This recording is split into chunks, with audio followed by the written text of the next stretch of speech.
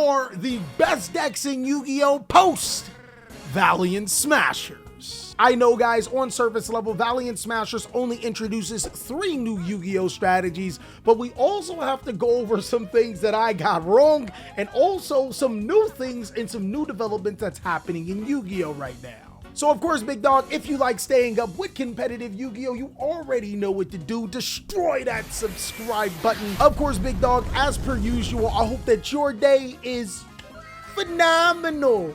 But if it isn't, don't let what happened at the beginning of your day ruin the rest of your day. Let's go ahead and jump on in. So the criteria for this tier list is that I will be ranking these Yu-Gi-Oh! Decks on how powerful they are. I will actually be including just about every single deck that has topped in the last few weeks, so it's going to be really exciting to talk about these particular strategies, as I'll also be talking about the new ones from Valiant Smashers as well, and giving you my opinion on them. And of course, big dog, we're going to be talking about some things we got wrong from the last tier list. Let's go ahead and start off with Branded. You know, I actually gave Branded a lot more credit than what it is. To be honest, Branded seems like a deck that's really in the experimental category. A lot of people would even say it's a dead Yu-Gi-Oh! Deck. Now, in my mind, there are 2 huge problems with Branded. The first is still the ever so powerful Ash Blossom and Joyous Spring. My guy, you Ash the Branded Fusion, you might as well be losing a lot of times. But the next big thing is that I think a lot of Branded players are actually moving on from Branded and possibly playing other decks. That's why I'm going to put it in the experimental category. I know a lot of Branded players have been trying out synchro versions and other variants, which could be really powerful, but we're going to need to see more consistent results before I move it up past this rank. Next is Flunderies. I will put this deck in takes a really good pilot. Flunderies has a huge problem when spell and trap cards can easily get rid of your monsters. It likes to be in a format where monster effects and link cards are king. Anytime this deck faces adversity, it's going to separate the great Flunderies players all the way from the players that just got a bird brain. Basically, this deck is not a free win against most of the decks in the Yu-Gi-Oh! Card game, and I think that that's pretty healthy. Infernoble Knight is the most disgustingly toxic Yu-Gi-Oh! Deck in the game. We talked about it in my Meta is Changing video, and the reason why is because if Infernobles goes first, good luck. If you ask me, if Infernoble were the top deck uncontested, it turns Yu-Gi-Oh! Into a dice roll format. Fortunately enough, Infernoble cannot be the top deck because players will prepare for it, making it a lot worse. But since we're in such a diverse Yu-Gi-Oh! Format, Infernoble is still really powerful. Of course, players did prepare for it since it did so well recently, but I'm still gonna put it in the next best deck. It's a disgustingly good combo Yu-Gi-Oh! Deck that can actually cover its flaws. I think post Valiant Smashers, this is still going to continue to be one of the best decks in the game. V-Monnica is the first of the 3 Yu-Gi-Oh! Strategies that come out in Valiant Smasher. Being able to summon a 5,000 attack Necro Soul monster backed up with the right V-Monnica cards gives you 5 disruptions. My guy, if this deck came out in October, it'd be a top Yu-Gi-Oh! Deck when it comes to looks, but right now, real challenge. We've seen this time after time again with these deck build sets. A particular strategy comes out and has a little bit of charm to it, but overall it sucks. I don't expect V-Monnica to be and takes a real challenge for very long. When we get new support, it'll definitely be a better deck. Labyrinth, Mommy Milkers! What a lot of players have not even noticed is that Labyrinth is evolving and it's getting scary. Labyrinth is changing from a set 5 back row floodgate type Yu-Gi-Oh! Deck to more of a mid-range deck, and that's kind of exactly what I like. Look, my guy, when the mommies start milking, then I start building. Because of the new Arias the Labyrinth Butler, this deck actually has quite a few ways to turn trap cards into actual hand traps. I still think that it's going to take a really good pilot to be able to play this deck. Being able to use those monster effects when they're needed the most and trigger those trap cards at the perfect time is going to take a big brain player, at least until somebody simplifies it and starts running skill drain again. I did make a huge overestimation with Manium. I said that this was one of the best decks in the entire game. Psych, it's still one of the best decks in the entire game. It's just not the best deck in the entire game. Manium does something similar to what Infernoble does. This is a deck that if you don't pay enough attention to it, it does some things. As of recent, players have been preparing for Manium, so it actually makes sense that the deck drops off a little bit, but once you stop looking, it's like Chris Tucker, it's gonna say something. If you know the reference, you know. Purrely, the big cats. So my problem with Purrely is exactly that, they're cats. One thing I will say is that the black cat and the white cat work together, though that's awesome. Humans can learn from cats when it comes to that. I think one of the biggest things about Purrely is that if you're a glue eater, you cannot play this deck whatsoever. But if you know what you're doing with this deck, you get rewarded. I'm gonna put it in takes a really good pilot, and this might be a little too low for this particular deck, but overall, I've seen so many players mess up with Purrely, it doesn't seem like a simple deck to use. You actually really need to know how to use your resources. Purrely overall is the new deck that a lot of players are getting their girlfriends to play in Yu-Gi-Oh!, which means that we're not gonna have any girls playing Yu-Gi-Oh! This deck's way too much. But at least for right now, TJ is main decking Change Your Heart in real life, if you know what I mean. Rescue Ace, the deck that embodies racism in Yu-Gi-Oh! Listen here, boy, if you're not a fire Yu-Gi-Oh! Deck, you're probably getting burned. Races did have a little bit of drop off as of the last recent weeks, but it's still one of the best decks in the entire game. It's a deck that does play that mid-range incredibly well, waiting for the correct time to be able to pounce on your opponent, and does have multiple different variants to keep it afloat and to keep you guessing on what to use to stop it. I was actually talking to my boy Landon, and he was wondering if this is a deck that he could take to Nationals, which, by the way, is like a good 8 months from now. And I genuinely think that Rescue Ace will be so.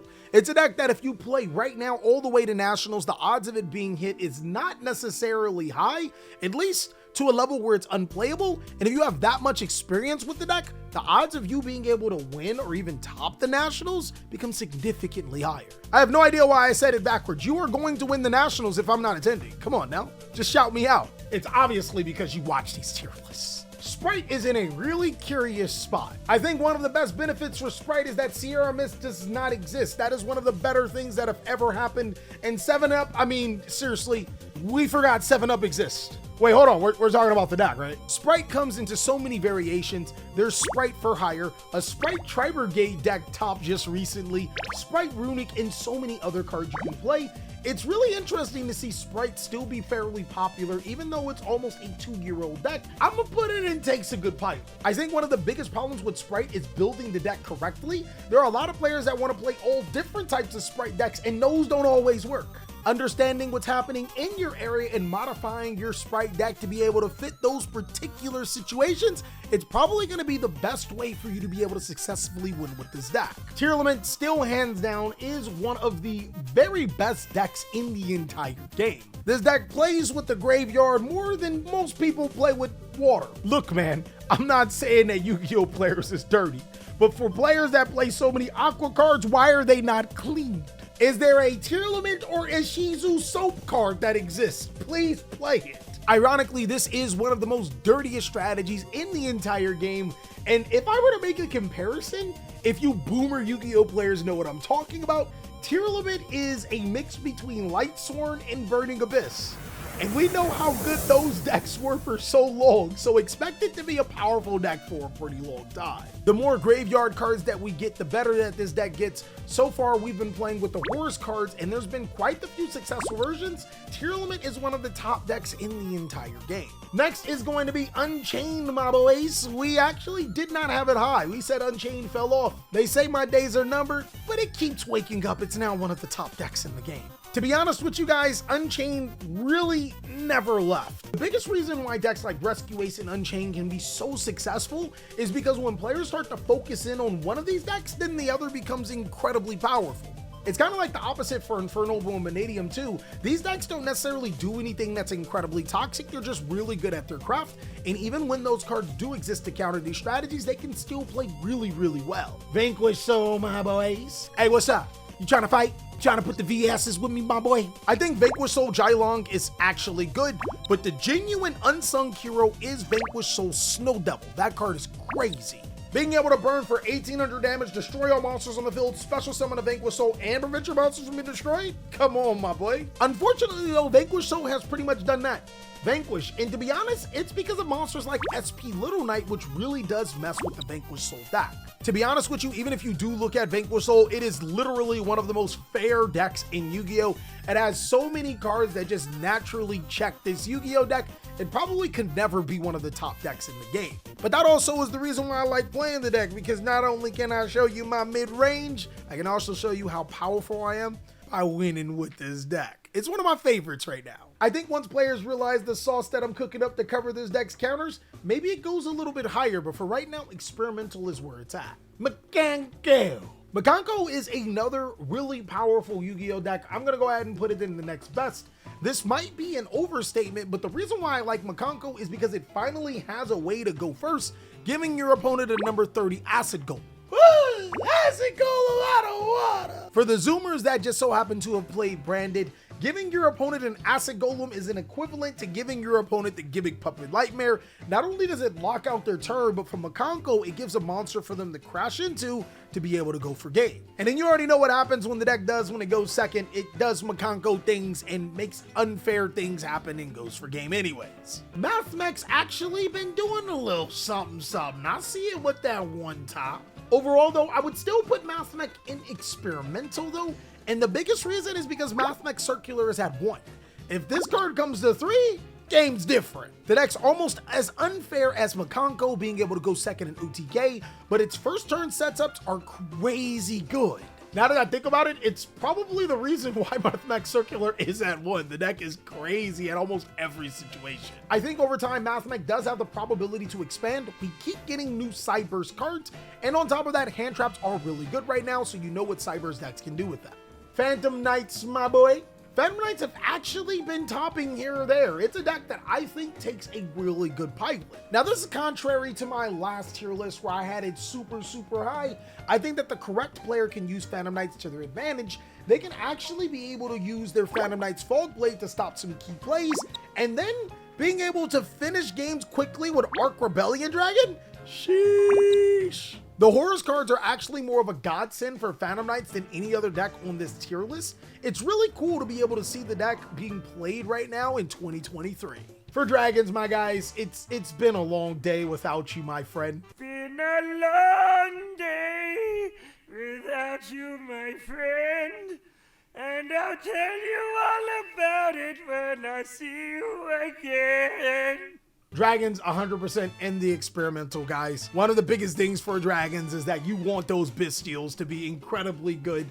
I mean, they're pretty good against Unchained, but it's a struggle plus for a lot of strategies. But I really wouldn't even say that that's like the huge problem. I think the biggest problem was the limitation of Bystial Magnemite and Chaos Space. That one completely sucked, making the deck really hard to play. And with Psyframe Gear Gamma being previously limited, you could tell Konami is out for us, boys. Now, the new Centurion strategy. This is thought of to be the best deck inside of the entire set.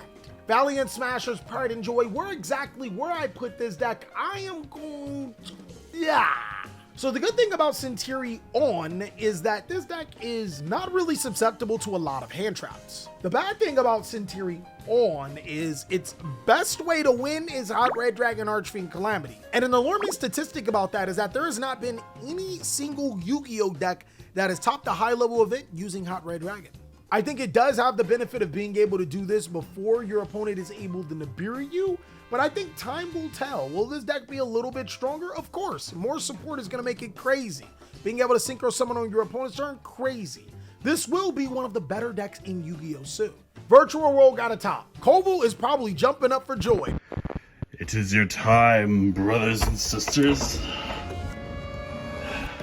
It is finally time.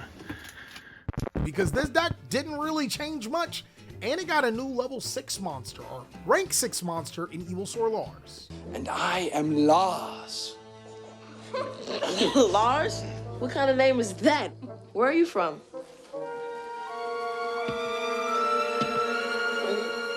Far away. Problem. Virtual World didn't change much. Look, my boy, let's just face it. Virtual World's not a bad Yu-Gi-Oh deck. It's just gonna brick in those events where you have to play multiple rounds. Also, we have to say, there's not really much else that has came out for it, and the deck is power crept. I'm going to say in a real challenge, if you're taking it to the highest level event, it would be a lot stronger though if you know what you're doing and you're probably taking it to like a locals or possibly even a regionals. Salamangreat, boys. My guy, we did find out that indeed, Salamangreat topped using both Gozen Match and Rivalry on the main board. No. Okay, so the good thing about Salamangreat, when that new Promethean come out, boy, the deck gets so much better. I'm telling you guys, I can't wait to give you a deck profile. But for right now, no. Anytime a deck needs a particular Floodgate Yu-Gi-Oh card to be able to win, it immediately goes down at least one rank for me. And Salamangreat needing Gozen Match and Rivalry as their win condition, granted it is pretty cool because you can give your opponent a Salamangreat monster, I don't think that's a consistently viable strategy. Kashtira has actually been doing some pretty crazy things. Without a Rise Heart? Crazy? I don't forget. I don't ever wanna see you and I never wanna meet you again. It's mainly because Kashtira still has the mechanic to not only look through your opponent's extra deck, but banish cards face down, and is a viable rank 7 engine. I'm gonna go ahead and put in an experimental. I think that Kashtira is now a very fair Yu-Gi-Oh deck. Now that it doesn't have one of the best boss monsters in the game that dictates what players play, it shows its weaknesses, but still has some very valuable strengths that players can take advantage if they figure out the right cards, or we get some more Exceed monsters that just so happen to be rank 7. This deck can be a powerhouse again. Dark World, my boy. Welcome to the Dark World. The cookies have been ate. I ate them. Overall, this could be my copium, but I'm gonna put Dark... I think we're gonna need a little bit more experimenting with Quackumiru Guardian in order for us to say that, yeah, that's the goo, that's what we're playing, and that's what makes Dark World the top deck. But overall, if we look at the experimental category, these decks have actually done some damage over the course of the format. Not necessarily bad decks, just maybe need a little bit more tweaking or probably a particular card to make it insane. V-Monnica is a pendulum deck. Let me go ahead and stop right there and put it in a real challenge. No, but in all seriousness, V-Monnica is still in a real challenge because it is not a finished deck. It's based off of taking damage and giving yourself life points. It's not terrible, but for right now, it's gonna need a little bit more support and a little bit of brainstorming to make really, really good. Dinos also did top. Look, man, y'all know I love dinos, but I'm gonna keep it real with y'all.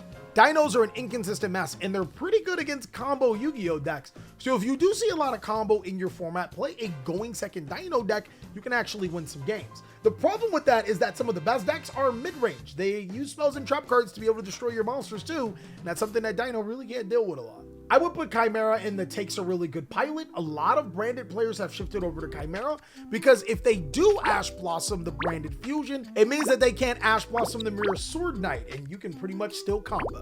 And lastly is Karakiri. I never thought that I would be in a meta tier list and have Karakiri.